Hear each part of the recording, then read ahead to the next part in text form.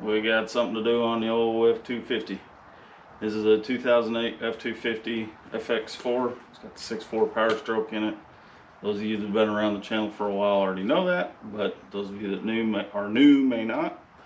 So what we're going to do is replace the cab bushings. I got these off Amazon. Did quite a bit of research before I purchased them. The Ford stock, normally I replace Ford stuff with Ford stuff, but the Ford stock replacements are, one, super expensive, and two, don't last worth a shit. So I went with these. I'll put a link to them in the description below so that you can grab yours. I like this kit because it comes with enough to do all of them, and then one for the non 4x4 model. I want to say that's what these are for, the shorter ones, but they're essentially a rib shorter than the 4x4 ones. And they include 2 washers for if you have to cut the front ones off, which most people do. These very front ones that are just behind the grill here, they're actually the worst ones on my truck, and they're probably frozen together. So we'll get started. I'll do my best to show you guys the entire process. So first things first, I just wanted to show you guys there's absolutely nothing in here. This front mount is completely gone, and you may not be able to see, but there's nothing in there either. They've completely, and my face is right next to this camera, so my voice is probably loud as shit. Yeah, there's nothing there. So the front of the truck is tapping on the mount there, and then let's go underneath and I'll show you the rest on this side. So I managed to get the shittiest tripod I could find, but that's what the other ones look like, and you can see the Ford symbol. Maybe they are the original Ford neoprene shit mounts. This one isn't in that bad a condition, but yeah, it's getting replaced regardless. And I'll point out, let me get my old ass up. So the mounts are so bad that if you look at the body line, you can see the body line, the cab is lower than the bed. So those mounts are compressed and not really doing anything, and apparently I can't wax for shit. But yeah, so we're gonna replace all those today. Oh shit, my bed, the front of my bed's bent forward. I don't know what the hell I did to do that. Anyway, we're gonna replace all these. Trying to think, I may have to switch tripods, but I want to show you guys in process what it looks like. It may be sped up so that this isn't a 45-minute video, but I'll set the camera up and record it, and then I'll fix it in editing so that you guys don't have to listen to me grunt and complain and bitch and moan. So here we go. So one of the most important things here is when you're going to break these loose, use a good quality socket that fits tightly. Don't be going to daddy's toolbox and getting some bullshit that has a bunch of slop in it, because you're going to strip these off, and then you'll be pissed, and I'll be pissed, and you know, it'd just be a bad day. So I didn't get a long enough extension because I'm an asshole, but definitely, if you mute this video after this, listen to this. Do not, absolutely 100% do not use an impact wrench or any kind of air tool to try to get these bolts out. Just don't do it. They're cage nuts. you will strip them, you will get out the liquid metal wrench, i.e. the cutting torch, and it's just going to make your life horrible.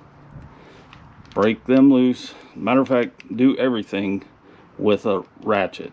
Do not use an air tool to do this. Okay, now you can mute me so you don't have to listen to my soulless ginger ass. Alright, let's see if I can drop a nut.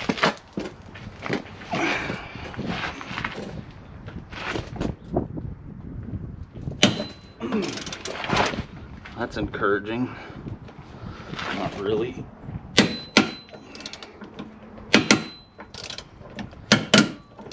So that popping you're hearing is the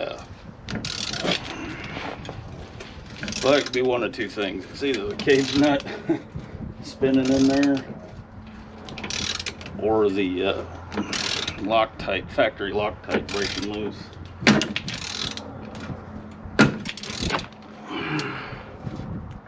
Really hope it ain't the cage nut.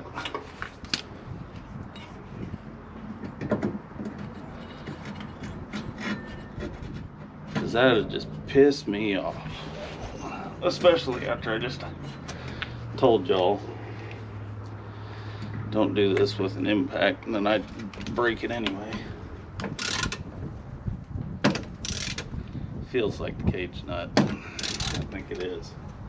Alright, so what I was talking about cage nuts. Let's see if you guys can see that back in there. The cage nut is back in there. I don't know if y'all can see that or not.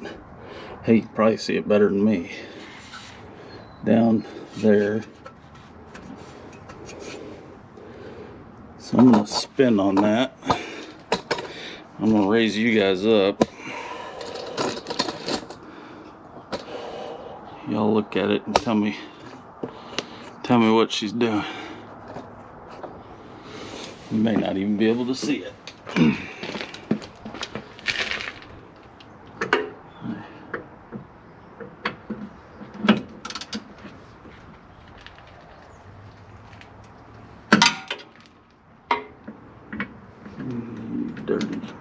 Dirty sound. Oh yeah. So I can see it spinning in there. What I'm gonna do is put my head right in the shot. What I'm gonna do, I'm gonna get out my trusty tuning tool and see if I can bend those fingers down. So here's the deal, ladies and gentlemen. I know I told y'all don't use an impact. Well, only in extreme cases. So I took my headlight out so that I had better access to this hole. And I took a 22 mil wrench up underneath there to grab a hold of the top of the cage nut. Then I took a pry bar and put it down through the box end of the wrench and pried against my bumper support to hold it in there. And I took this bad mama jamba, my Milwaukee Fuel brushless, God-fearing, good Lord, this thing's a beast, and it's heavy too. Took that from underneath, and most of you guys that know, you know that those Milwaukee brushless impacts where Snap-on and Matco can't get it done, that thing will just buzz it right off. I've seen that thing, a 1/2 inch electric brushless impact, outperform 1 inch air-fed bad mother truckers. And that thing was having trouble. But it finally, finally came out of there. So now my original plan was I was going to slide that old cage nut out because I didn't want to cut it with the bolt in there, because I thought, well, hell, if that cage nut's in there and I cut it way down here, I won't be able to lift it high enough to pull the cage nut out, and then I'll really be fucked. Then I'll really be getting out the cutting torch, right? Well, I'm glad I did that, because those cage nuts are welded in down there. The bracket that holds the nut is welded to the core support. So I'd have been fucked either way. So thankfully we got that out. I tried prying on this on the mount to separate it, and even with the divorce maker here, it didn't do shit. So I'm gonna go get the Sawzall and I'm gonna cut it right here across. I'm gonna hold it up somehow, probably get a jack and a piece of wood just to hold it up and put some pressure on it so it doesn't spin. And we'll cut that out and drop those parts out, get the rest from this side undone. The rest from this side should be good. The reason these suck getting apart is because these are out in the weather. The nuts are. The rest of the down the side, the rest of the cage nuts are on the inside of the cab. So unless you're going lake crawling or driving your truck through a friggin' river on the daily, you should be able to get the other ones out pretty good. But even with those, you don't want to use an impact unless absolutely necessary, because they are under the carpet and you have to take the interior apart to get down to the cage nuts. So I'm gonna go get the Sawzall, get this all set up, and I'll start us up again. Also, I forgot to mention in the last clip, I did put a little bit of heat on it, just some MAP gas. Point it down so it didn't, there's a little plastic piece right here. I'm guessing it's cushioning for the radiator, but I did put a little bit of heat, not very much. I don't think it even did anything, but just as that added extra fuck you. And now of course the wheels are in the way, so I'm gonna have to start the truck and turn the wheels. But you have 4 devices for drop-in, including Kimberly's Room and Kitchen Echo Show. Which one, or all devices? none. Shut the fuck up. I couldn't find that name. Here are your devices for drop-in. Shut up. Kitchen Echo Show, Master Bedroom. Alexa, stop. Or all Shut your damn mouth.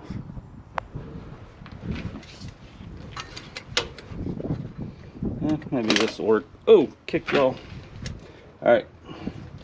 You know what? Before we go hog wild with that, let's make sure there's nothing in the way back here, because that'd piss me off if I cut anything other than what I want to cut.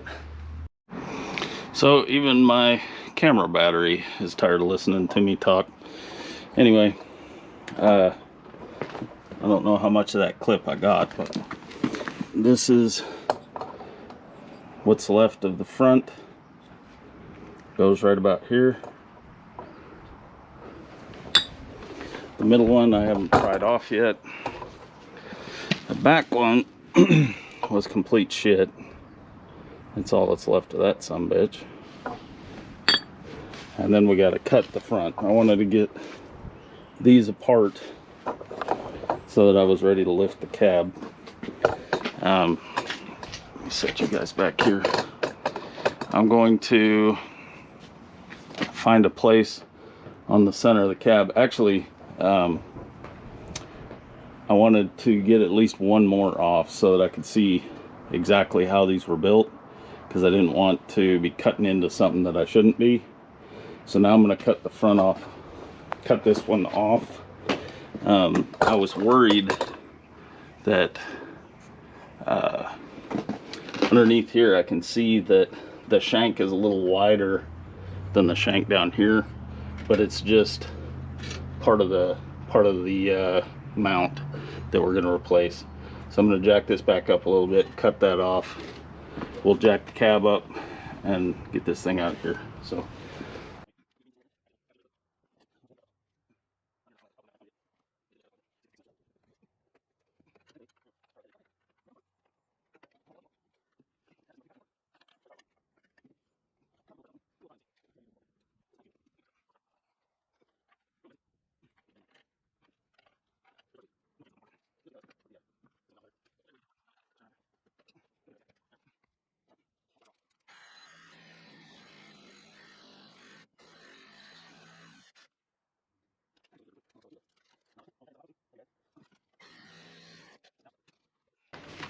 now she's cut through.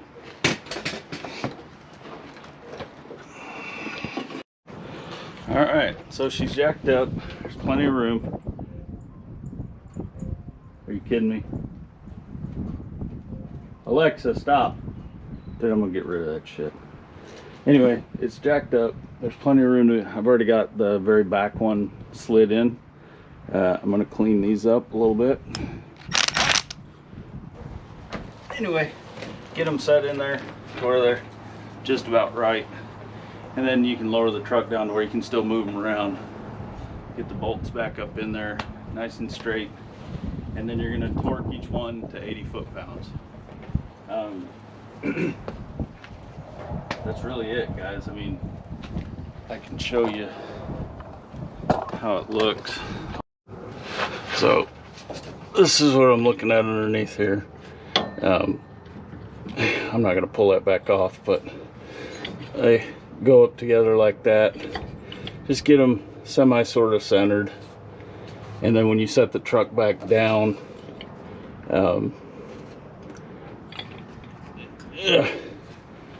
get them about right, and put the bolt up through there, and everything will close up and you thread that bolt in, and it's the same all the way up. Let's go up to the front one. I ain't gonna need that cage nut. We are gonna use the nice new bolt that's got sticky shit all over it. That's awesome. So when you get it, look like that. You got your new poly, or whatever these are made of. Get rid of this Dorman bullshit that mimics the Ford ones pretty well, actually. It's got this little piece in here, but these aren't gonna stand up to shit. I mean, they just, look at the deflection. Yeah, you probably can't see it, but I can literally squeeze these. These, I can't. So I'm not interested in doing this every 6 months. So goes on like that. Don't put them on like that. You'll be sorry you did. Like that. And then, of course, the truck is high in the back but low in the front. Ain't that a motherfucker? You know, somebody that was, I don't know, prepared for this shit might shoot a good YouTube video. Anyway, you're gonna get your truck high enough, you're gonna slide this in like so. Then you're gonna bring this up from the bottom like so. And then you're gonna put said bolt up through and tighten it up. Parts, parts, parts. Good ride. Cool? Alright, so I'm gonna get this front one in. I have to get the other ones in before I can get to this front one because I gotta move the jack up here. But we're getting there, boys and girls. We are getting there. Yeah. Okay. So they're all sitting down on the mounts now. And if you remember at the start of the video, I showed you the body lines, how they were off. Now they're perfect on this side. I bet if we go over to the other side, which hasn't been done yet. Oh no, they're about right. You can tell the cab's a little bit lower, but not by much. That other side was really bad. You could really tell. But anyway, new body mounts are on this side. I got to do the other side yet. I'm obviously not going to show you the other side, which is exactly identical. But yeah, that's how you do. I'm probably dirty all over the place, but that's how you do the cab mounts. If you like this video, give it a thumbs up if it helped you. Like I said before, definitely do not use an impact unless you absolutely have to. And this is the only one you can use an impact on, this very front one. just to get the bolt out. The other ones don't. You're gonna be tempted, you're gonna get it halfway out and you're gonna go, man, my arm is tired. Don't, because as soon as the hammering action of that impact starts hitting that bolt, it's going to spin the cage nut in there and you're going to be taking your interior apart. So don't use an impact unless you can get to the cage nut. And it's a 22 mil on top, 15 mil on the bolt. Okay, so like I said, if you liked the video, give it a thumbs up. I got another one coming on the front suspension. I'll probably film it later today. We've completely fixed the front suspension on this truck. It's good to go now, and I'll tell you how I did it. Okay, so look for that video. Give me a like, give me a subscribe. Last check, I was at 900 and I think 80. I think I got like 18 subs to go before I can start making 35 cents a year on YouTube, so I can buy some better tripods. Thanks for watching. Have a good afternoon and Happy New Year.